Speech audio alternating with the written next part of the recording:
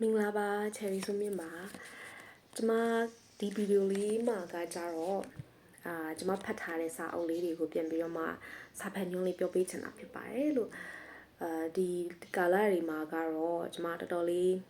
အချိန်ရတယ်ပေါ့နော်စာဖတ်ဖို့အတွက်အချိန်ထွက်လာတဲ့အခါကျတော့ကိုယ်တိုင်လည်းဖတ်တယ်ဖတ်ပြီးတဲ့အခါမှာလည်းပြန်ပြီးတော့ဒီစာအုပ်လေးကတော့ကောင်းတယ်ဖတ်ကြည့်လို့ရှင်တော့ဒါလေးတွေသိရမယ်ဆိုတဲ့ဟာမျိုးပေါ့နော်ပြန်ပြီးတော့ညွှန်းချင်တဲ့အတွေးလေးပေါ်လာတဲ့အခါကျတော့ဒီဗီဒီယိုလေးတွေစပြီးတော့မှအခုလုပ်ဖို့ဖြစ်လာတာပေါ့နော်ဆိုတော့ကျွန်မပထမဦးဆုံးတင်တဲ့ဗီဒီယိုဖြစ်တဲ့ဒီဗီဒီယိုပါလေဒီပထမဦးဆုံးတင်တဲ့ဗီဒီယိုမှာကျွန်မဖတ်ပြချင်တဲ့စာအုပ်ကလေးတစ်ခုရှိတယ်ပေါ့နော်အဲ့တော့ကျွန်မဖတ်ပြရဲဆိုတာညှိုးချင်တဲ့စာအုပ်လေးပေါ့ကျွန်မစာဖတ်ညှိုးလုပ်တဲ့အခါမှာစဉ်းစားတာကအမျိုးအစားတွေဘယ်စာအုပ်မျိုးစားတွေပဲဖတ်မယ်ဒါမှမဟုတ်လဲစာရေးဆရာတော့ဘယ်သူတွေဘယ်စာရေးဆရာရေးထားတဲ့ CD တွေပဲအဲ့လိုမျိုးခေါင်းစဉ်နဲ့မဟုတ်ဘဲနဲ့ပေါ့နော်ကျွန်မကစာအုပ်စုတာဝါသနာပါတယ်အဲ့တော့ကျွန်မစီမှာစုထားတဲ့စာအုပ်တွေတော်တော်များတယ်ပေါ့အဲ့တော့ကိုယ့်စီမှာရှိတဲ့စာအုပ်တွေတောင်မှကျွန်မမဖြိုနိုင်ဘူးဖြစ်နေမဖတ်နိုင်ဘူးပေါ့အချိန်မရှိတဲ့အခါကြတော့လေအဲ့တော့အရင်ဆုံးကတော့ဘယ်စာအုပ်တွေပဲဆိုတဲ့ဟာမျိုးထက်ကျွန်မစီမှာရှိတဲ့စာအုပ်တွေကိုပဲအရင်ဆုံးဖတ်ပြဖို့စဉ်းစားထားတာပေါ့နော်ညစ်စာဖတ်ညွှန်းလုပ်ဖို့စဉ်းစားထားတာပေါ့အဲ့ဒီကနေမှ selection ပေါ့ဘယ်စာအုပ်ကတော့ကျွန်မရဲ့ညွှန်းချင်တဲ့ထဲမှာပါတယ်ဆိုတဲ့ဟာမျိုးနဲ့ပြန်ရွေးပြီးတော့သွားမယ်လို့စဉ်းစားရပေါ့လေအဲ့တော့ပထမဦးဆုံးဗီဒီယိုအနေနဲ့စာဖတ်ညွှန်းလုပ်ချင်တာကကြတော့ဆမနုနုရီအင်းဝါရဲ့အိတ်နေညနိုးနေဆိုတဲ့စာအုပ်ကလေးပေါ့နော်အဲ့ဒါလေးကိုဒီရက်ပိုင်းဖတ်ဖြစ်တယ်စာအုပ်လေးကတော့ဒီစာအုပ်လေးပေါ့နော်ဒါလေးဖတ်ဖြစ်တယ်ဖတ်တဲ့အခါကျတော့အချိန်ကတော့တိတ်မပေးလိုက်ရဘူးပေါ့နော်နေ့တစ်ပိုင်းလောက်တော့အချိန်ပေးလိုက်ရတယ်စာဖတ်တဲ့အခါမှာသူ့ရဲ့စာအုပ်ကစာမျက်နှာ210လောက်210အထိပါတယ်ဆိုတော့အရင်တော့မများဘူးအချိန်လေးနည်းနည်းပေးပြီးတော့မှအာရုံစူးစိုက်ပြီးတော့ဖတ်လိုက်မယ်ဆိုရင်တော့ခက်မြန်လေးပြီးနိုင်တယ်ပေါ့နော်အဲ့တော့ဒီစာအုပ်ထဲမှာပုံဖော်ထားတာကကြတော့မျက်နှာမြင်မိသားစုတွေရဲ့ဘဝကိုတေချာလေးအသေးစိတ်ပုံဖော်ထားတာဖြစ်တယ်ပေါ့နော်ဒီခရီးကြလို့ရှိရင်ကျမတို့ကကိုယ့်ဘဝကိုတွေးတတ်ကြတယ်မလားငါလောက်ကန်ဆိုးတဲ့လူရှိမှမဟုတ်ဘူးเนาะငါဘဝဆိုးလိုက်တာဆိုတာမျိုးတွေခေါင်းထဲမှာအတွေးတွေမကြာခဏဝင်တတ်ကြတယ်ပေါ့အခက်ခဲတွေကြုံလာတဲ့အခါမှာလေဒါပေမဲ့တကယ်ကိုယ့်ဘဝကဆိုးလိုက်တာဆိုတဲ့ဟာမျိုးအထိဖြစ်ရလားပေါ့နော်အဲ့တော့ကျမတို့ထက်ဆိုးတဲ့เนาะကိုယ့်ထက်ဆိုးတဲ့ကိုဘဝတွေထက်ဆိုးတဲ့သူတွေလည်းဒီလောကကြီးမှာအများကြီးရှိနေပါသေးလားဆိုတော့အတွေးကိုဝင်စေနိုင်တဲ့စာအုပ်လို့တော့ကျွန်မမြင်တယ်ပေါ့နော်အဲ့တော့ကျမတို့အခုကိုယ့်ရဲ့မျက်စိရှိမှမြင်ရှိနေတဲ့အရာဝတ္ထုတွေကိုကျမတို့မြင်နိုင်တယ်ကြည့်နိုင်တယ်ဘယ်လိုလဲဘာအယောင်ဆင်းလဲဆိုတဲ့ဟာမျိုးတွေကျမတို့သိနိုင်တယ်ပေါ့နော်သို့တော်လည်းမြင်မမြင်တယောက်ရဲ့ဘဝမှာကြတော့သူတို့ကအလင်းရောင်ဆိုတာဘယ်လိုခါလဲသူတို့မသိဘူးကောင်းငင်ဆိုတာဘယ်လိုခါလဲမြေကြီးဆိုတာဘယ်လိုခါလဲဖျားစီရီဆိုတာဘယ်လိုခါလဲနေမင်းဆိုတာကရောလာမင်းဆိုတာကရောပန်းကလေးတွေဆိုတာကရောငှက်ကလေးတွေခွေးလေးတွေဘလိုလေးတွေပေါ့လဲပေါ့နော်အဲ့ဒါလေးတွေကိုသူတို့မြင်ခွင့်မရှိဘူးသူတို့သိဖို့ရအတွက်ကသူတို့ထိတွေ့ကင်တွေလို့ရတဲ့အရာပေါ်မှာသူတို့တွေးပြီးတော့မှဒါဒီလိုမျိုးဆိုတဲ့ဟာမျိုးကောက်ချက်ချလိုက်တာမျိုးရှိတယ်နောက်တစ်ခုကတခြားမျက်စိမြင်တဲ့သူတွေကပြန်ပြောပြတာပေါ့နော်ဒါကတော့ဘလို့အရာမျိုးသူတို့မိဘတွေကညီကိုမောင်နှမတွေကပြန်ပြီးတော့ရှင်းပြတဲ့အပေါ်မှာသူတို့ကောက်ချက်ချရတာမျိုးတွေရှိတယ်မော်တော်ကားဆိုတာရောဘလို့ဟာလဲမိရထားဆိုတာကရောလေမြန်ဆိုတာကရောစသဖြင့်ပေါ့နော်အဲ့လိုမျိုးအရာဝတ္ထုတွေနောက်ပြီးတော့အရာဝတ္ထုမဟုတ်တဲ့အရာတွေပေါ်မှာသူတို့မမြင်နိုင်တဲ့အတွက်ကြောင့်မလို့အခက်အခဲတွေအများကြီးကြုံရတာတွေလည်းတွေ့ရတယ်ဒါပေမဲ့ဒီအခက်အခဲတွေကိုတော့မှပဲသူတို့အန်တုပြီးတော့မှဘလို့ကြော်ဖြတ်နေတယ်လဲဆိုတဲ့ဟာတွေကိုလည်းကျမတို့ဒီစာအုပ်ထဲမှာတစ်ခါလေးသိနိုင်တာပေါ့လေအဲ့တော့ဒီစာအုပ်ထဲမှာဆိုရင်ဇက်ကောင်တကောင်ဖြစ်တဲ့ဂန်ဒီဆိုတဲ့အမျိုးသမီးလေးနဲ့စပြီးတော့ဖွင့်ထားတယ်ပေါ့နော်ဂန်ဒီသူ့ရဲ့အမျိုးသားကသူ့ယောက်ျားကဦးအောင်သူတို့ကအသက်8နှစ်กว่าတဲ့လင်မယားပေါ့နော်ဒီမိသားစုလေးနဲ့ဒီ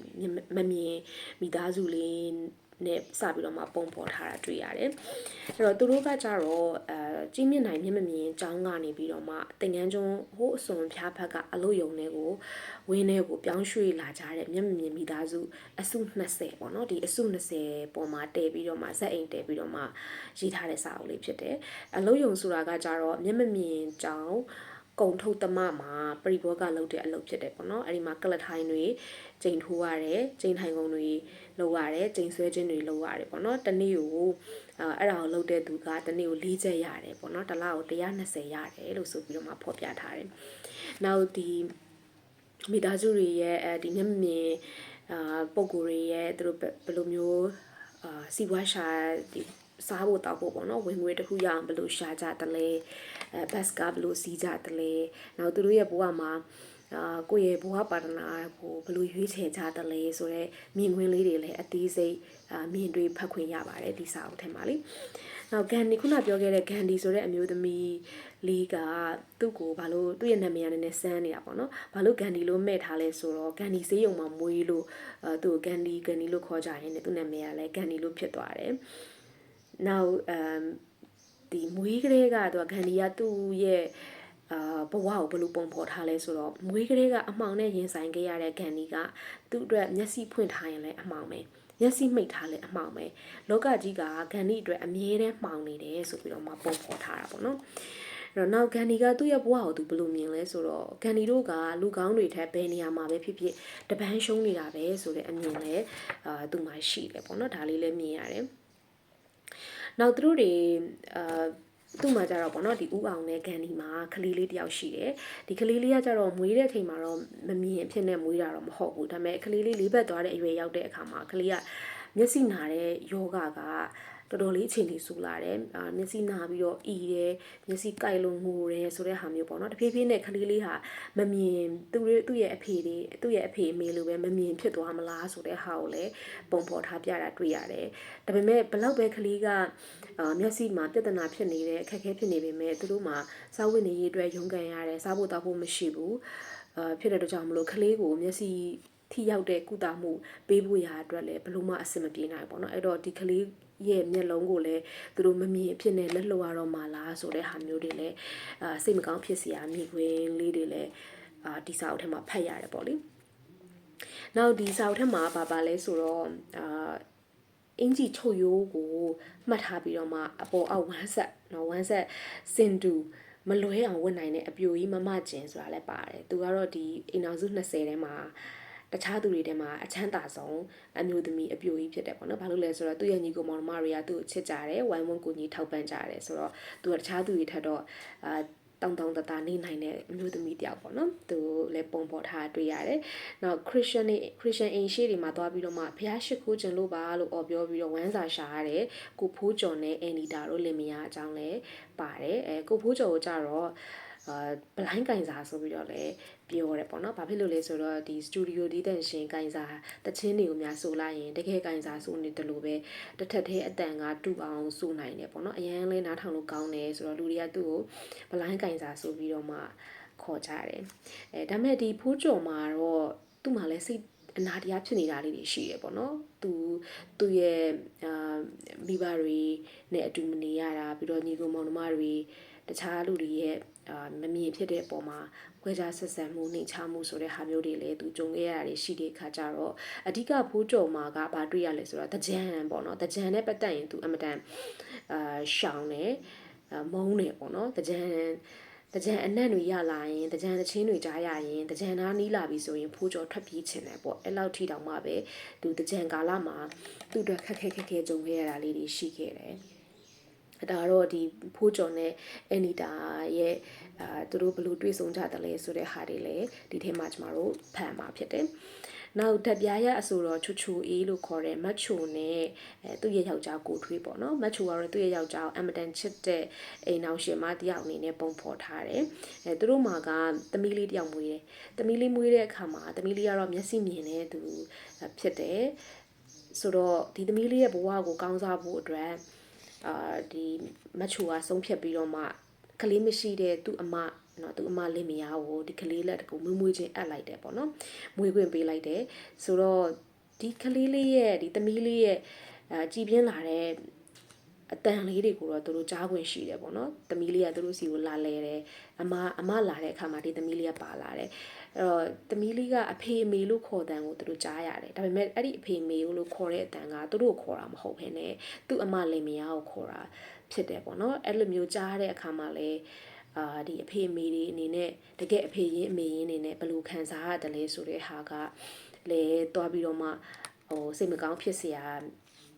ဇက်ရုပ်တစ်ခုအနေနဲ့ဒီထဲမှာတွေ့ရတယ်ပေါ့နော်နောက်တစ်ခုကကြတော့နောက်ထပ်အိမ်အောင်စုတစ်ခုကကြတော့လင်မယား2ယောက်လုံးမျက်မမြင်ဖြစ်တယ်ဒါပေမဲ့မွေးထားတဲ့ကလေး3ယောက်သားသမီး3ယောက်လုံးကကြတော့မျက်မြင်ကလေးတွေအဖြစ်ကြည်ပြင်းလာကြလို့အစိုးရအကောင်အဖြစ်နဲ့ဖြစ်ရတဲ့ကိုကန်ဦးနဲ့မညိုစိန်တို့လင်မယားအကြောင်းကိုလည်းပုံဖော်ထားတာပေါ့နော်အဲ့တော့သူတို့မှာဒီ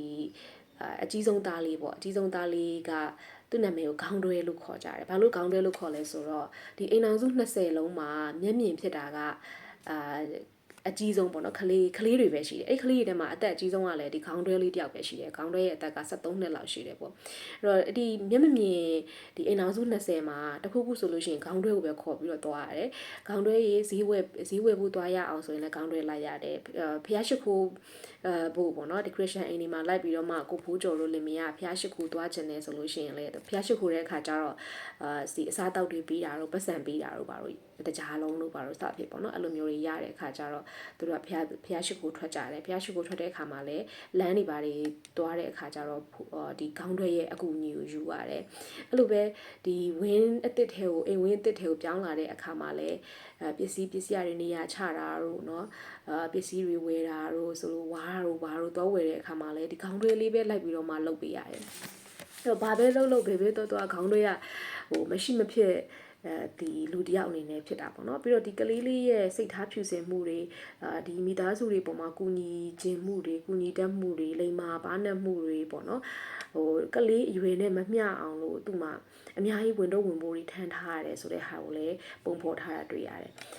ဘယ်လောက်ထိတောင်လဲဆိုတော့မိုးရင်းဘက်ရောက်တဲ့အခါမှာမမြင်တဲ့သူတွေကကြတော့အိမ်သာကသူတို့အဝေးမှာသွားရတယ်ပေါ့နော်ဒီဝင်းထဲမှာရှိတဲ့တနေရာမှာအိမ်သာတစ်လုံးရှိတယ်အဲ့ဒီအိမ်သာကိုသွားတဲ့အခါကျတော့ဒီရွှွန့်တွေပွက်တွေနဲ့ချော်လဲကြတယ်အိမ်သာစီကိုမရောက်နိုင်ကြဘူးပေါ့အဲ့လိုခက်ခဲတွေကိုခေါင်းတွဲကကူညီပေးတယ်အိမ်သာသွားချင်တဲ့လူတယောက်ချင်းစီကိုတွဲခေါ်ပေးတယ်ပြန်ဆောင်ပေးတယ်ပြန်ခေါ်လာပေးတယ်ပေါ့နော်အဲ့လောက်ထိတောင်မှပဲဒီကလေးလေးကအကုန်လုံးကိုအောက်ချီသိန်းတော့တခုမကြံသူလိုက်ပြီးတော့မှလုပ်ပြီးနိုင်တယ်ဆိုတဲ့ဟာလေးကိုတွေ့ရတယ်ပြီးတော့သူ့အဖေအမေတွေအတွက်လည်းသူကတကြားလုံးတို့ဆက်လိတ်တို့စဖြစ်ပေါ့နော်အဲ့ဒါတွေရောင်းပြီးတော့မှဝင်ငွေရှာပြီးတော့ပြန်ပြီးတော့အဖေမေကိုပြန်ထောက်ပံ့တယ်ပေါ့နော်တကယ်ဆိုရင် तू ကအကျောင်းစာမှာလည်းအမတန်တော်တဲ့ကလေးတစ်ယောက်ဖြစ်တယ်ဒါပေမဲ့အဖေမေတွေကကျောင်းတက်ဖို့အတွက်အခွင့်အလမ်းမပေးနိုင်တဲ့အခါကျတော့ကျောင်းမတက်ရတော့ဘူးဆိုတော့စိတ်မကောင်းစရာဖြစ်ရလေးလဲဖတ်ရတယ်ပေါ့လေဒီအိမ်အောင်စု20လုံးမှာမရှိမဖြစ်အားကိုးရတဲ့တာအကြီးဆုံးလေးပေါ့နော်ခေါင်းတွဲလေးသူ့နာမည်အရင်ကလင်းလို့ပြောတယ်ပေါ့နော်ဒီခေါင်းတွဲလေးလိုပဲလူတွေကသိကြတယ်သူ့အကြောင်းကိုလည်းဒီထဲမှာအများကြီးပုံဖော်ထားတာတွေ့ရတယ်အဲ့တော့ဒီစာအုပ်ကိုဖတ်ကြည့်လိုက်တဲ့အခါကျတော့ကျမတို့ဘဝတွေအများကြီးကိုလေ့လာခွင့်ရတယ်ပေါ့နော်ဒီလိုဆိုရင်ဘာကြောင့်ကိုကကျမတို့ဆိုလို့ရှိရင်စာဖတ်နိုင်တယ်လွယ်ကူသွားနိုင်လာနိုင်တယ်နော်လုံနိုင်ခိုင်းနိုင်တယ်အဲ့ဒါဒီပေးထားတဲ့အခွင့်အရေးကိုကျမတို့ဘာကြောင့်ဖန်ဆုပ်ပြီးတော့မှကိုဘွားကိုပြန်ပြီးတော့မတီးဆောင်နိုင်ရမှာလဲပေါ့နော်သူတို့တွေဆိုလို့ရှိရင်တောင်မှပဲသူတို့ရထားတဲ့ဘဝပေါ်မှာသူတို့ကောင်းပျော်မွေးနိုင်အောင်လို့သူတို့ကြိုးစားနေကြတယ်အဲ့တော့သူတို့အတွက်ဒီထဲမှာပြောထားတာကစာအုပ်ထဲမှာပြောထားတာကပေါ့နော်သူတို့အတွက်ဆိုလို့ရှိရင်နေစရာနေရာလေးရှိဖို့ပုံမှန်လေးနော်စားရတောက်ရဖို့ဆိုတာဆိုလို့ရှိရင်ပဲပြည့်စုံနေပါပြီပေါ့သူတို့ဘဝကိုသူတို့ကောက်ကျင်တဲ့ကြည်နက်နဲ့သူတို့နေနိုင်အောင်အကောင်းဆုံးကြိုးစားနေကြတာကိုတွေ့ရတယ်ပေါ့နော်ဒီစာအုပ်လေးကိုဖတ်လိုက်တဲ့အခါမှာနောက်ဆုံးပိုင်းလေးမှာတော့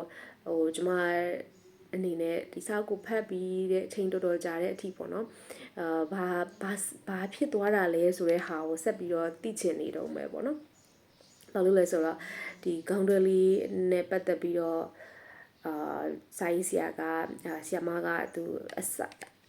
အဆုံးသက်သွားတာမျိုးတော့လည်းမဟုတ်ဘူးပေါ့နော်အစာလေးချမ်းသွားတယ်ထပ်ပြီးတော့တွေးစရာလေးတွေစဉ်းစားစရာလေးတွေရသွားတယ်ပြီးတော့စာအုပ်ကိုဖတ်ပြီးဆုံးသွားတဲ့အချိန်မှာတနာကယူနာဖြစ်စိတ်နဲ့ပဲဒီစာအုပ်ကိုအဆုံးသက်လိုက်တယ်ပေါ့နော်အဆုံးသက်လိုက်တယ်ကျမတို့ဖတ်ရှုသူအနေနဲ့လည်းတကယ်တနာကယူနာစိတ်အနေနဲ့